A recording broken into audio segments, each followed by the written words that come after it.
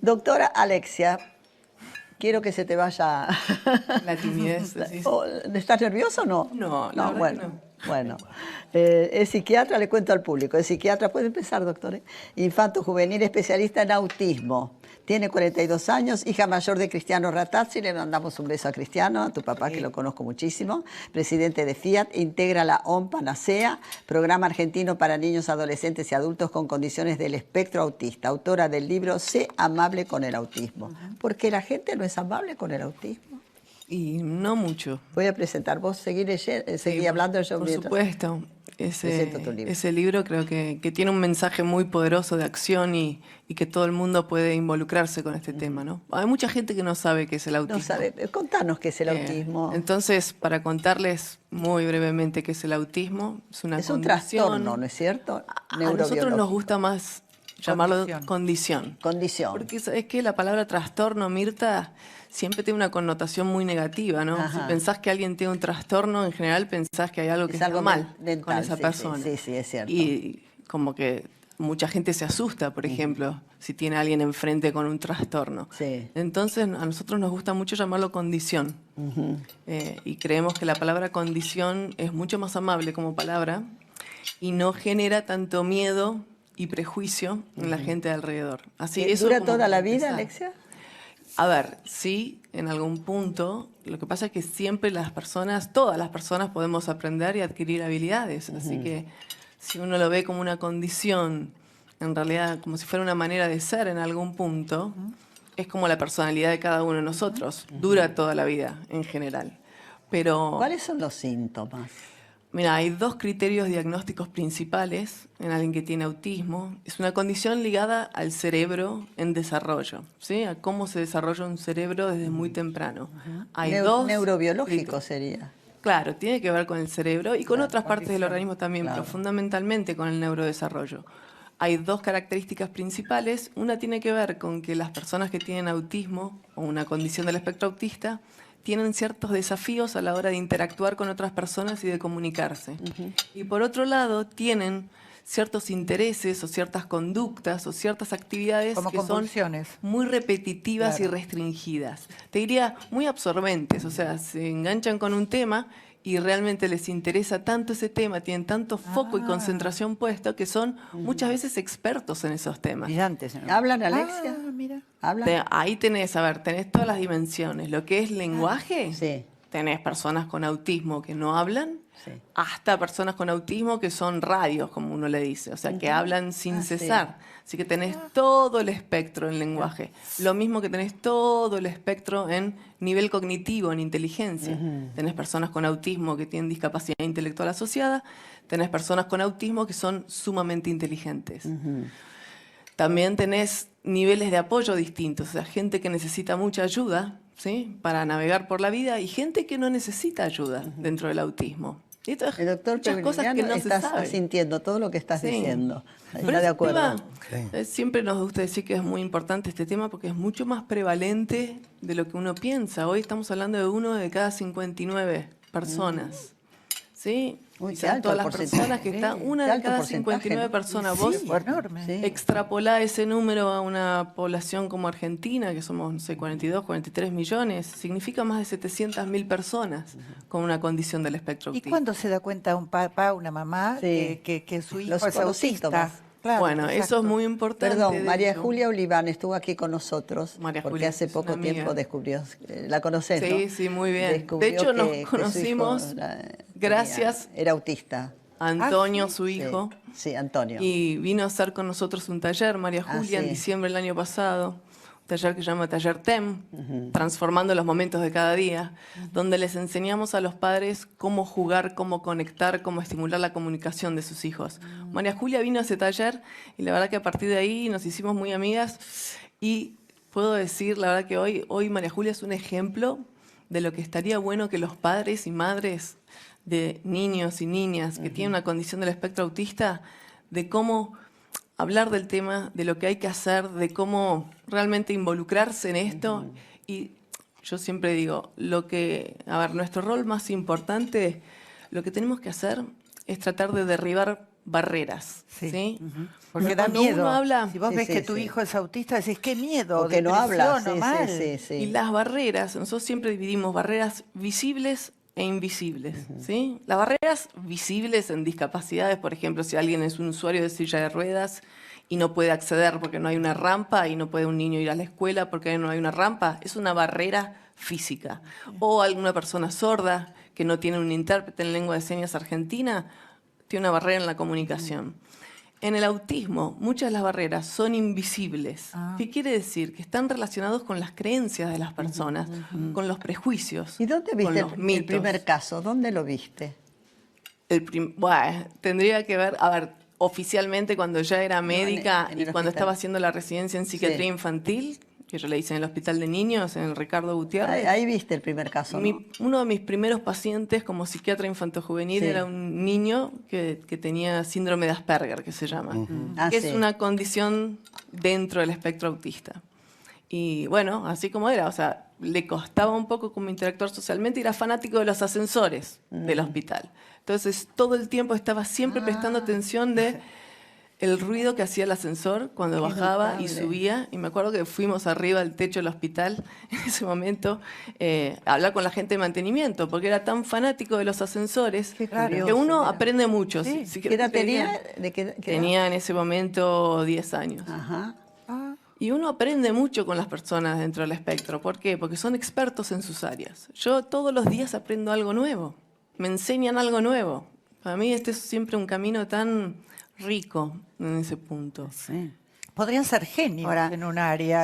Hay algunos lo son. Esas personas. Lo son, claro. No ¿Hay casos más leves y más graves? Totalmente. Hay muchos. Se habla de espectro autista, cuando uno habla de condiciones del espectro autista, porque es tan heterogénea la población que hay adentro del espectro. Heterogénea quiere decir que hay mucha diversidad adentro mismo del espectro autista. Entonces, imagínate que es distinto un niño, por ejemplo, que no habla, que tiene discapacidad intelectual asociada y que tiene algún otro tipo de dificultad fuerte, es muy distinto a un niño de esa misma edad que habla como si fuera un pequeño profesor, ¿sí?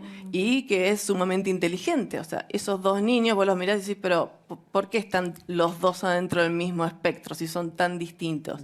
Y bueno, lo que comparten es esto, los desafíos sociocomunicacionales y estos intereses muy restringidos. Eso es lo que define la cuestión. Pero después son todos muy, muy distintos. Siempre hablamos, la diversidad que existe dentro del espectro autista es la misma diversidad que existe en la humanidad. Claro. Ahora, una pregunta mía muy ¿es que ahora se conoce mucho más del tema del autismo o hay más autismo? O sea, o hay más casos, porque yo ahora escucho mucho, no sé si antes no se hablaba o no se distinguía, o sea, no se sabía bien dónde ubicar. También se ocultaba un poco, ¿no? Seguramente. Ahora hay bastante, es verdad que hoy, por todo el trabajo que se está haciendo desde muchas organizaciones, hay una red Espectro Autista en Argentina, que conformamos varias organizaciones. Se está haciendo un trabajo de concientización muy fuerte, campañas como la de Mirame, por ejemplo, de poder, que la gente pueda identificar señales de alerta desde muy temprano. Pero tu pregunta es, se contesta de dos maneras, en realidad. Por un lado, hay más chicos dentro del espectro. Por otro lado, parte de ese aumento que uno ve es porque los profesionales y las personas están más informadas, entonces se dan cuenta antes.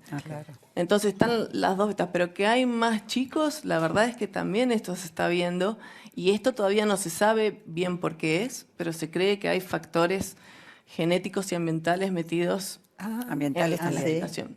Y cuando algo aumenta en tan poquito tiempo, vos no podés pensar tanto en genética, porque los cambios a nivel genético requieren de más tiempo para subir, ¿sí? O sea, para que haya un aumento de prevalencia. Entonces, vos fíjate que, por ejemplo, cuestiones como la prematurez, ¿sí? Es un factor de riesgo.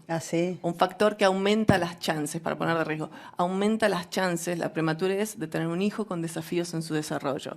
La edad de los padres, el momento de la concepción. la gente arriba de los 35 años que deciden ser madres o padres, eso aumenta el riesgo de tener hijos. ¿Sí? Son padres añosos. Sí, claro. Bueno, imagínate que 35 años no es muy añoso que digamos, no sé, sí, o sea... Sí, pero mi madre, por ejemplo, a mí me tuvo a los 34 años, es una mujer centenaria en este momento, y ella decía que ella para su edad era añosa. Siempre me dijo, yo era una madre añosa a los 34 años, hoy resultaría gracioso. Sí, es cierto, sí. Y sos hija única, ¿no? tema de alimentación. Puede haber temas de alimentación, todas estas cosas, tema de exposición a tóxicos, vivimos en un mundo... Y otra cosa que me parece interesante decir, todo lo que es exposición a pantallas desde muy temprana edad. Wow. Hoy esto se sabe y se recomienda que los menores de 3 años traten de no exponerse abiertamente a la televisión, ¿sí? Muchas horas. A la pantalla. ¿Por qué? A las pantallas, especialmente a lo que es la televisión.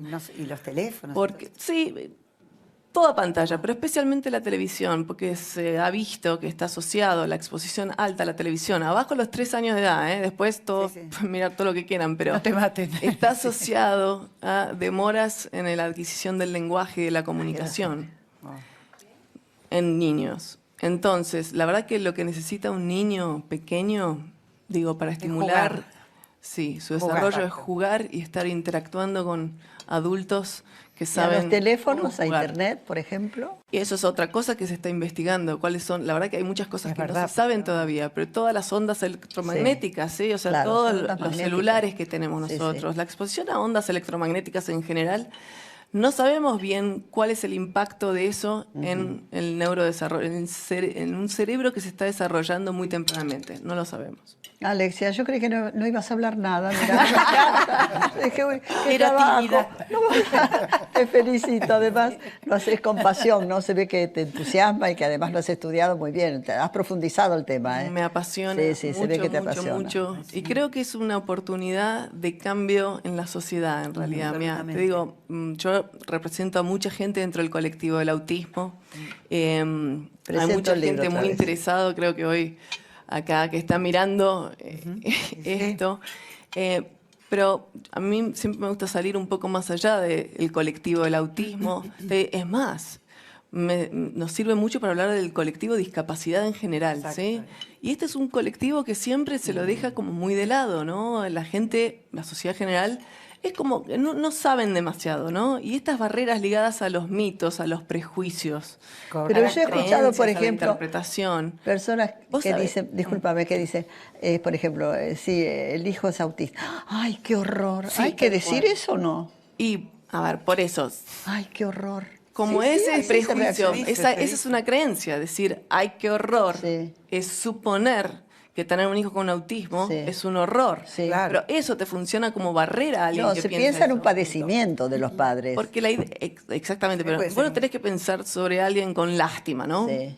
Porque es lo que no piden los padres y las familias y las personas con autismo. ¿Quería decir algo, doctor? No, que es absolutamente cierto. ¿Se acuerda que yo tengo mi sobrino Ignacio? Ah, sí, usted siempre yo lo saludo siempre. Es un fanático. Sí. Y realmente él tiene un trastorno similar, un espectro autista. ¿En serio?